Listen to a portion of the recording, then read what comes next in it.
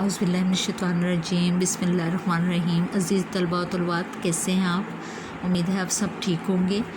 अच्छा बेटा, आज है दिन बुध का और 24 जून है 2020। ठीक है, ये आपका जमात का काम है, जमात दोम के लिए ये काम है। हमारा उन्वान है जानवरों पर रहम। जैसा कि बच्चों, आप लोगों ने सब ने जानवरों पर रहम की जो कहानी पढ़ी थी, उससे आपने बहुत कुछ सीखा होगा उम्मीद है, और आपको पता लगा होगा कि जानवरों पर रहम करना कितना बड़ा सवाब का काम है। उनको तंग नहीं करना चाहिए क्योंकि वो तो बेज़ुबान जानवर होते हैं। तो उससे आज हमने सरगर्मी में हमने अल्फाज मायने लिए हैं। ठीक है, अच्छा जी, यहाँ पे चंद अल्फाज हैं जो कि 5 हैं।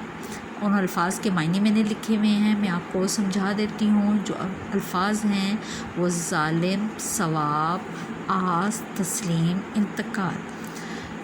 अच्छा, ज़ालिम का मतलब होता है जुल्म करने वाला, क्योंकि इंसान होता है ना, इंसान ही ज़ालिम होता है, तो वो जुल्म करने वाला होता है। यानी जानवरों पे जुल्म किया या किसी इंसान पे जुल्म किया तो वो ज़ालिम कहलाएगा। ठीक है।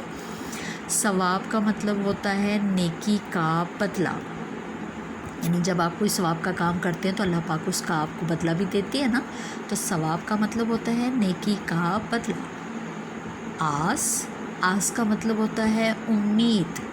ठीक है, और तस्लीम, इसका मतलब है मान लेना। तस्लीम यानी कि किसी बात को मान लेना। आखिरी लफ्ज़ है इंतकाल।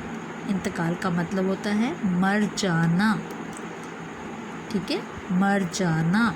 ठीक है, और अब ये है कि इन अल्फाज मायने का मैं किसी वक्त भी आपसे इसका तहरीरी जायज़ा भी लूँगी। ठीक है, तो ग्रेड 2 ये आपके लिए है आज का काम, ये जमात का काम है।